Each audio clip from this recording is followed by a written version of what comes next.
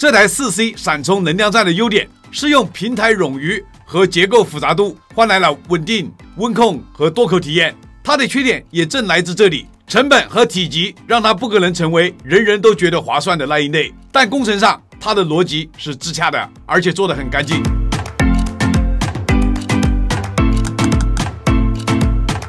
各位大家好啊！前面測試片結束後，這台一澤 4C 閃充能量站，我叫它的是4眼仔啊。它的140瓦表現其實已經很說明問題了，能在高功率多口並發的情況下，把溫控和穩定性壓到非常高的水平。這些結果背後一定是對應着不簡單的內部架構。所以我們這一期拆解不看噱頭，只看工程，重點就是3件事：主電源架構、4口功率分配以及散熱路徑的設計邏輯。它到底是靠堆規格撐出來的成績，還是一套真正成熟、可長期滿載運行的工程方案？殼體打開，答案就會揭曉。喜歡咱們這種硬核車載視頻內容的老鐵們，記得一鍵3連，點讚、關注、投幣走起！你們的支持就是咱們更新的動力啊！充電器拆解有觸電的風險，請大家不要模仿。正規廠家的產品肯定是撬不開的啊！我們直接用切割機從這裡把它切開，切了半天了，終於把它切開了。靈活線是用的硅膠線，一紅一黑連接到主板上。這個模塊大家看一下，又是一個全灌膠的工藝啊！把兩邊各撬一下，把它撬鬆一點，我們就可以把這個模塊直接給它拿出來。2片黄铜板把模塊全部包住的啊！取下黄銅散熱片，內部就是黑色的麥达片。取下交流灵活線，取下另外一個黄銅散熱板，麥達片把它打開，整體全部被這個灰色的高分子導熱膠包覆。光是清理這一堆膠啊，花了我2個多小時。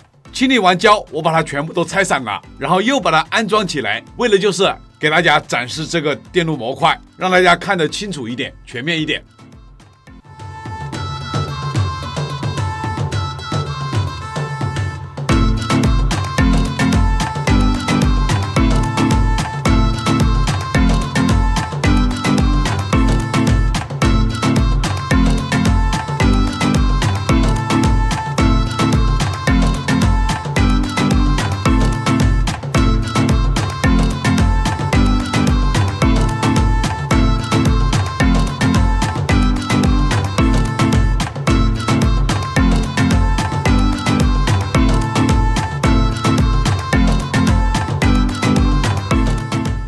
在正式展開細節之前，先從整體思路快速的看一下這台一澤 4C 閃充能量站它的電路取向。從前面的測試表現和用料選擇就可以看出來，它並不是那種為了做出140瓦數字而硬湊出來的方案，而是從一開始就按適配器級電源的標準來設計底層平台。也就是說，先把 AC 到 DC 的主電源部分做穩做從容，再去談後面的多口輸出和快充體驗。整機的設計重點並不放在單點爆發，而是圍繞3件事展開：穩定性、溫控餘量以及多口並發時的可控性。這種思路帶來的結果，就是我們在測試中看到的長時間滿功率不斷連，溫控明顯偏低，紋波狀態穩定，多口切換也不需要頻繁的協商。它的電路不是為跑一次測試而生，而是為長期滿載運行而設計。接下來我們逐段拆開來看，它具體是怎麼把這件事做到的。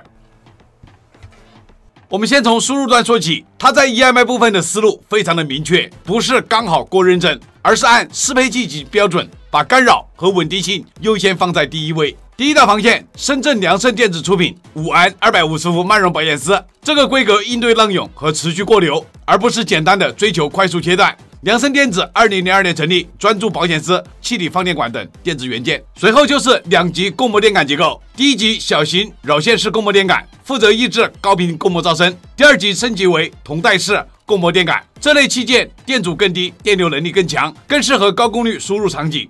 安規部分採用的是東莞捷微電子1微法275伏的 X2 電容，這裡直接給到1微法的容值，明顯是偏餘量設計，有利於插模噪聲的壓制。捷微電子2011年成立，專注金屬化薄膜電容器生產。整流部分用的是深圳沃爾德實業的8安1000伏橋式整流桥，規格明顯高於140瓦的最低需求，屬於降額使用。沃爾德2010年成立，專注半導體分离器件設計與銷售。後期再通過東莞台強電子的2顆高壓薄膜電容，1微法加0.47微法，450伏，再配合繞線電感，組成完整的派型濾波網絡。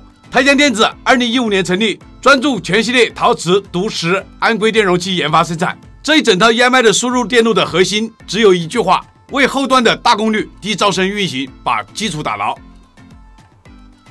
真正決定這台充電器氣質的，就是中間這一段 PFC 加 LLC 主電源平台，主控核心來自美國芯圓半導體出品的 HR12211芯片，這是一顆集成式 PFC 加 LLC 控制的2合1主控芯片。這顆 HR12211本身定位就是適配器級、平台級電源方案。從 MPS 官方推薦的評估版來看，這是600瓦級別的方案了。美國芯圓半導體1997年成立，總部位於美國加州，專注於設計、開發、銷售模擬和混合信號集成平台。PFC 開關管搭配的是深圳佳未來科技的氮化鎵開關管 GEN65R150PB。這裡使用氮化鎵的目的很明確，降低開關損耗，減輕熱負擔，同時縮小體積。佳未來科技2021年成立，專注半導體分立器件製造。PFC 二極管採用的是南京新干驗科技出品的氮化鎵超快恢復二極管 XD065A0045。碳回歸器件在高 DVDT 高頻場景下的反向恢復特性更優，有利於效率和 EMI 控制。南京新干驗科技2020年成立，專注於第3代半導體功率器件研發。高壓側儲能部分用的是深圳華榮偉業的多顆高壓電解電容，3顆並聯設計，降低紋波以及電流應力。2顆 LLC 半橋開關管則是來自無錫新捷能半導體，型號為 NCE65T260K， 650伏 MOS。在這種軟開關場景下，穩定性和性價比都非常適合。新捷能2013年成立，專注於 MOSFET、IGBT 等半導體功率器件研發及銷售。這一段電路的關鍵詞只有一個：平台冗餘。它不是為了剛好跑140瓦，而是為了長期穩定低溫的跑在140瓦。隔離與整流部分是這台充電器紋波和溫控表現的重要原因之一。安硅隔離採用的是四川特銳祥科技的貼片陶瓷外電容，配合一顆藍色的直插外電容，規格為680皮法加220皮法，用以應對供膜干擾和漏電控制。特銳祥科技2014年成立，國內被動元器件行業領先企業。反饋側使用的是台灣兆龍科技的光藹 CT1018，配合旁邊的431基準芯片，用於初次級之間的電氣隔離與調壓控制。兆龍科技致力於光電組件分離式半導體設計與銷售。同步整流控制核心也是來自美國芯圓半導體，型號為 MP6924A。這是一顆高性能同步整流控制器芯片，主打的就是低導通損耗和快速關斷的特性。與之配合的2顆同步整流 MOS， 則是無錫新捷能的 P040N85G。同步整流的好處非常直接，降低刺激損耗，減輕發熱，改善輸出紋波形態。輸出側濾波採用的是華榮偉業的3顆固態電容，總容量990微法，配合同步整流是輸出波形平直的物理基礎。這一段電路的設計目的很明確，讓主電源輸出的 DC 更乾淨、更穩定、更耐久。最後是大家最關心的4口輸出部分，也就是這台 4C 3充能電站的最核心的結構特點之一。整機採用4路完全獨立的降壓電路。協議與降壓控制芯片全部採用珠海智榮科技的產品。C1 口與 C2 口由 SW3566H 控制，單口能力可以達到140瓦。C3 口由 SW3556 控制，最高輸出功率100瓦。C4 口由 SW3537 控制，設定輸出功率30瓦。智榮科技2014年成立，專注電源管理芯片研發為核心，每一路輸入側都配置了華榮偉業的固態電容。再配合4顆環形降壓電感，用於抑制降壓順態紋波。功率器件方面 ，C1、C2、C4 口都是使用的智榮家的 NMOS 開關管，型號全部都是 SW40N45 NMOS， 兼顧半橋與 V80 開關功能。C3 口的半橋 MOS 則是來自深圳的泰德半導體，型號為 TDM3548 和 TDM3478。泰德半導體1999年成立，專注集成電路設計與半導體研發。C3 口沒有單獨配置 V80 開關，也體現出不同功率檔位下的成本與結構取捨。C1、C2 口採用 R2003 貼片電阻作為採樣電阻 ，C3、C4 口採用 R005 作為採樣電阻。這種4路獨立的 DC-DC 加分級協議控制的架構，最大的優勢只有一個：多口並發時互不干擾，功率調度更加從容。這一章節我們只聊電路本身的取捨，不談情緒，不談參數檔，直接站在工程角度，把這台一則 4C 閃充能量站140瓦的優缺點一次說清楚。這台充電器最大的優勢，首先不在輸出口，而是在主電源平台。它並不是圍繞140瓦這個功率點卡着邊做設計，而是用了明顯高於實際需求的600瓦的平台級主電源方案。這種做法的意義很簡單，功率跑在舒適區，損耗、熱應力、環路穩定性全部都更好控制。這也是車之篇看到它在滿功率長時間運行時，溫控和穩定性都明顯優於同級產品。說白了，它不是靠頂着跑，而是靠冗餘換穩定。第二個優點是它在輸出側沒有走共享降壓的省事路線，而是4路完全獨立的 DC-DC。這在工程上面成本更高，設計更複雜，但帶來的好處非常直接。多口並發時，各口之間只要不超過總功率，不互相干擾，切換負載時不容易掉協商、不斷連、不抽風。這種多口同時用也很穩的體驗，本質不是協議多聰明，而是結構選對了。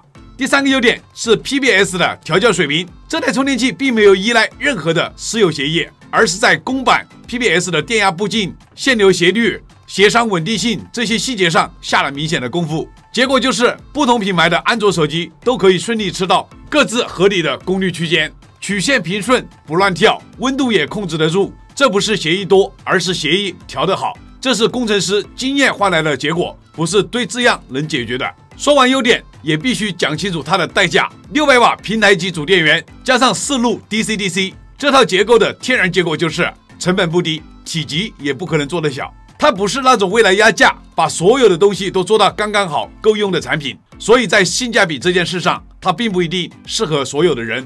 一句話總結，這台 4C 閃充能量站的優點是用平台冗餘和結構複雜度換來了穩定、溫控和多口體驗。它的缺點也正來自這裡，成本和體積讓它不可能成為人人都覺得划算的那一類。但工程上，它的邏輯是自洽的，而且做得很乾淨。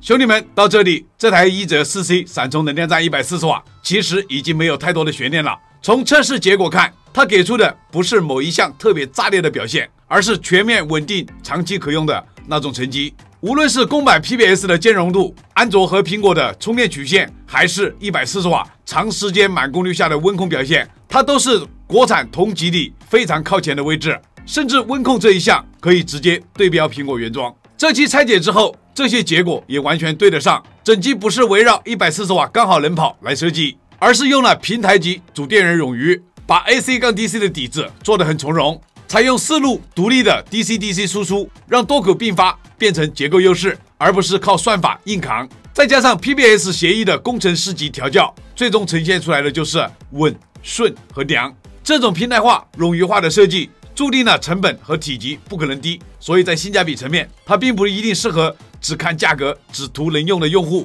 但是如果你的使用場景是多設備同時充電，電量長期跑在140瓦高功率區間，在意溫控穩定性，那麼這台 4C 閃充能量站用的就是一條少折騰、少出事、用得久的工程路線。它不是最便宜的140瓦，而是把140瓦功率輸出這件事做得最像電源適配器的那一類。本期測試和拆解就到這裡，喜歡我們這種工程、視覺、硬核的內容，記得點讚、收藏、關注一下。測試為了了解，拆是為了真相，認真車載客觀輸出。我是離火車載，非常感謝你們的支持和關注，有你們的陪伴，才有我一直拆下去的動力。這期視頻謝謝大家觀看，咱們下期視頻再見。